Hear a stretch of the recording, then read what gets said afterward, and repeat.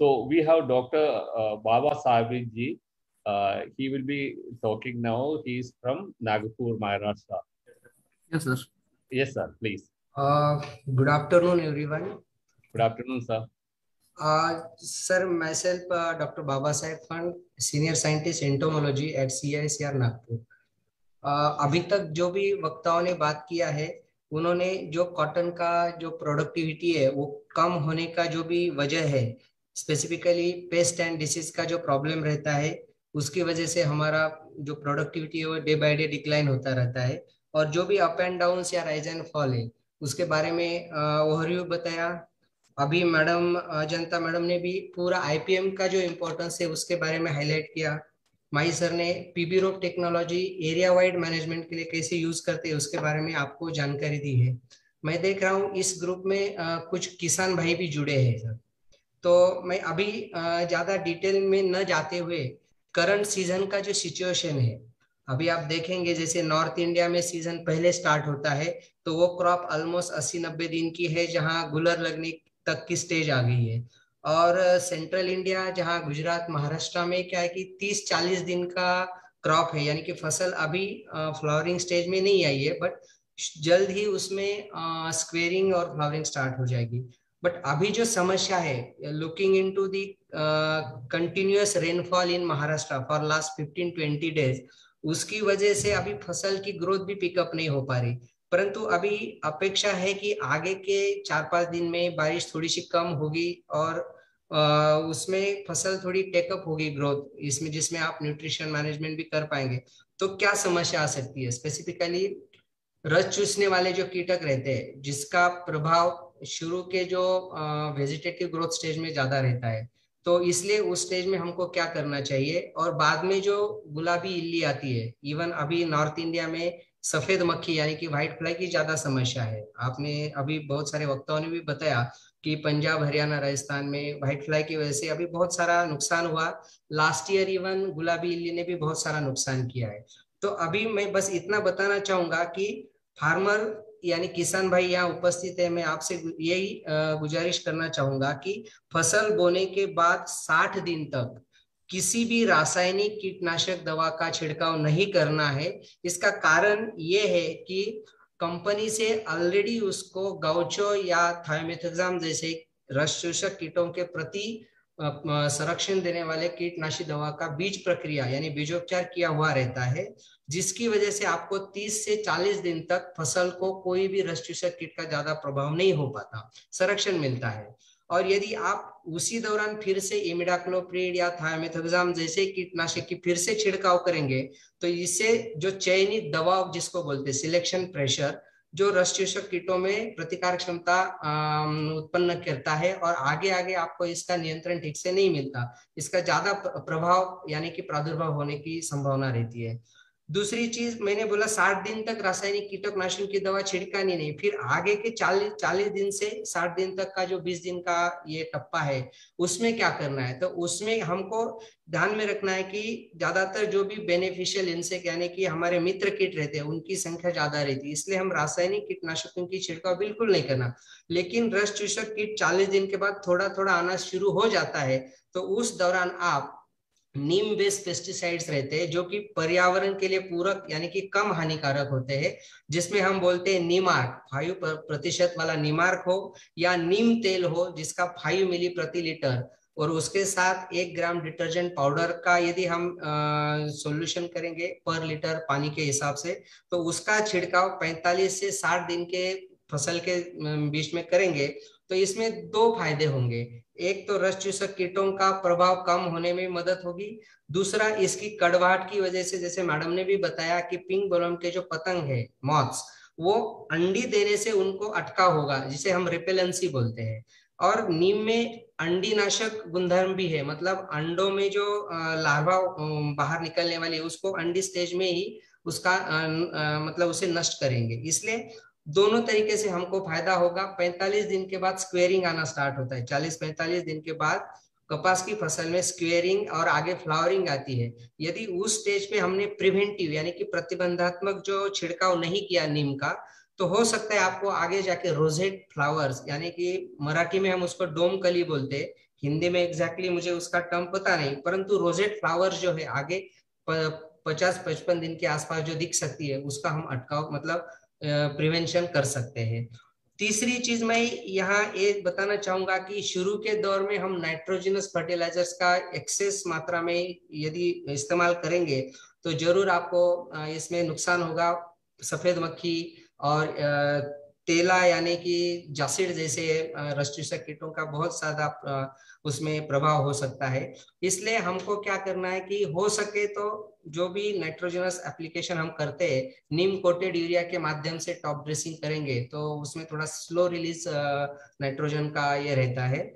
और एक चीज मैं आपको बताना चाहूंगा, जैसे ही फसल 40-45 दिन की हो जाए तो पिंक बोलोम के लिए मॉनिटरिंग टूल के तौर पर जो कि कामगंध सापले रहते हैं, यानी कि फेरोमोन ट्रैप जिसे बोलते हैं इंग्लिश में, जिसमें गॉसिपलूर या पेक्टिनोलूर जैसे एक्टिव इंग्रेडिएंट रहते हैं, 2 पर एकड़ या 5 per hectare just sufficient to monitor. I am not telling about mass trapping or meeting disruption, but this is just for monitoring, यानी कि आपके खेत में कीट है या नहीं है उसका पता लगाना है, और है तो कितनी है, यानी कि आर्थिक नुकसान का जो स्तर है उसका 7 से 8 पतंगा प्रति सापला यानी पर ट्रैप पर नाइट, ऐसे कंटिन्यूअसली फॉर 3 डेज यानी कि सलग 3 दिन तक आपको मिलता है, तो ही ऐसा समझिए कि आगे के 2-4 दिन में आपको छिड़काव की तैयारी करनी, जो भी सिफारिश की गई मैं आगे बताऊंगा कि उसका आपको इस्तेमाल करना है। यानी कि it is a monitoring tool, decision making tool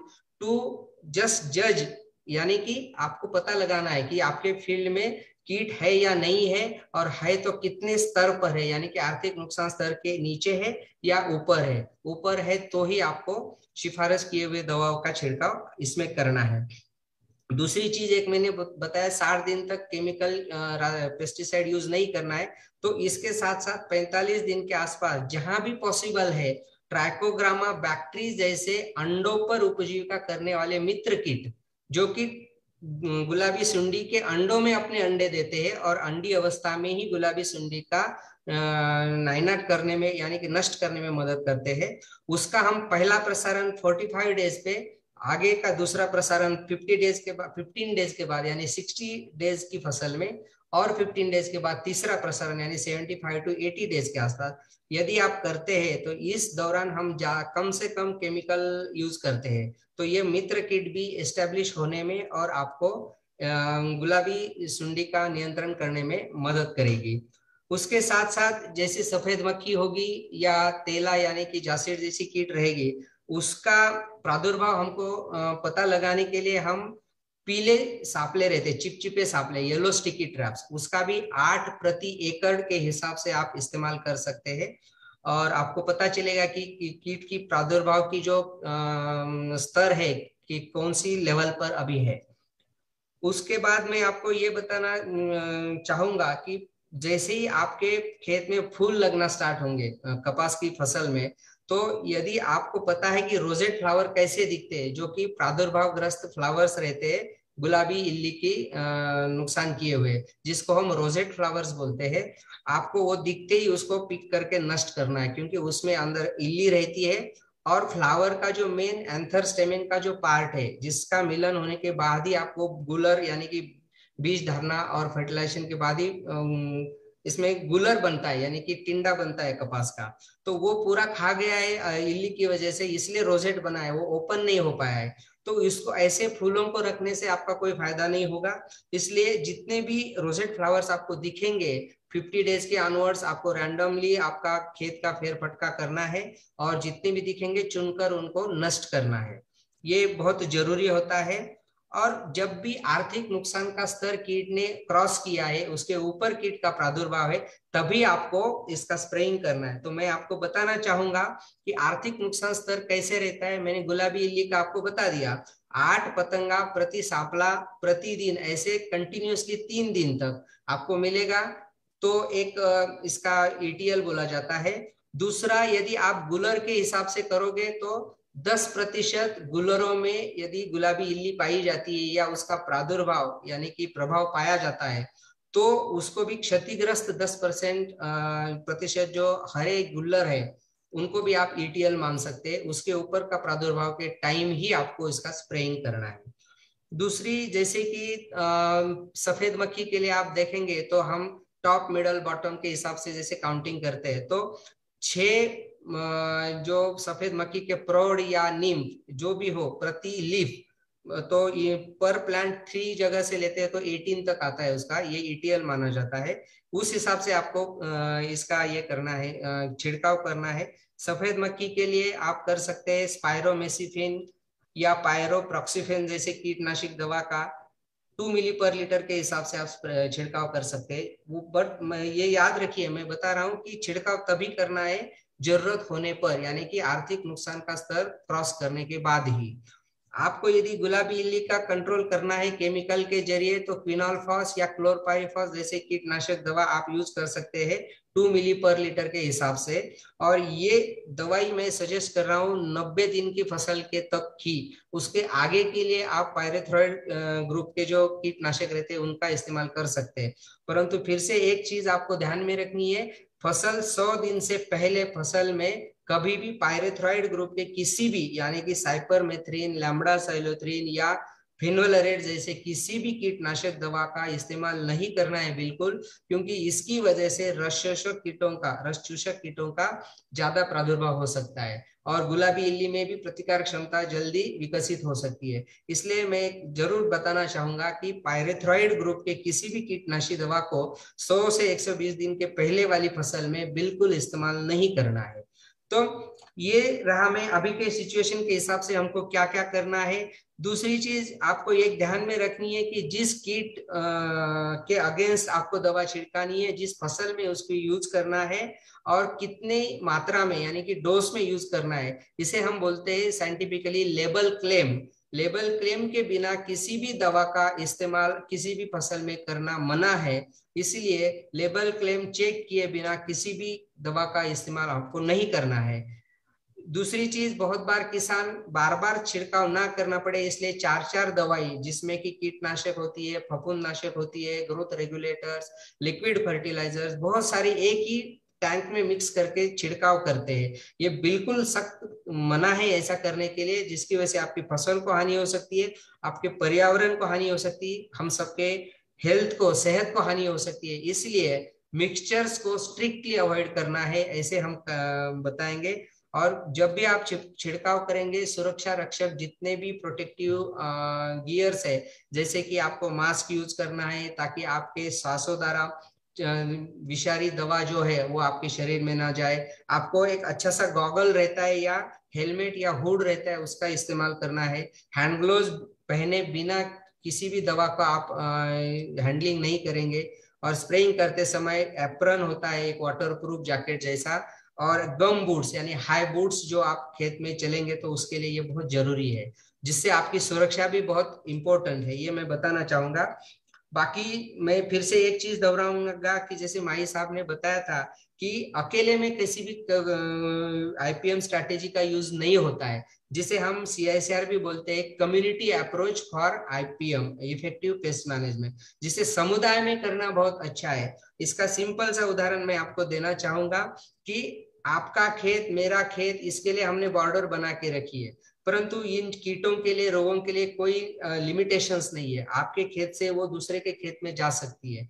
ping बोलम का जो पतंगा है 3-3, 4-4 किलोमीटर हवा के साथ उड़ता है, तो एक खेत में आईपीएम हुआ तो भी दूसरे वालों ने नहीं किया तो उनके यहाँ से प्रादुर्भाव आपके यहाँ आ सकता है।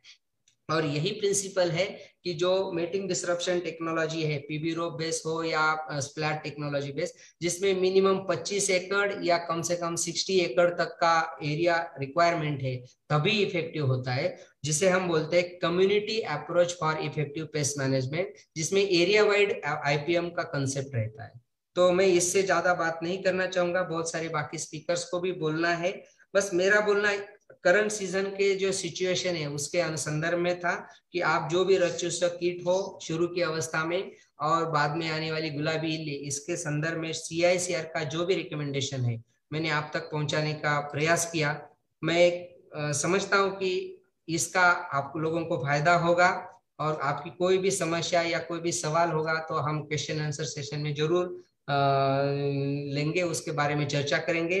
मैं कृषि जागरण टीम का बहुत बहुत धन्यवाद देना चाहूंगा कि जिन्होंने हमें आमंत्रित किया यहाँ आने के लिए, और किसान भाइयों के साथ यहाँ चर्चा करने के लिए हमें मौका दिया।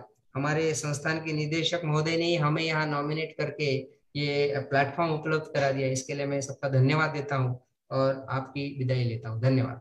Thank you Baba Sahab ji.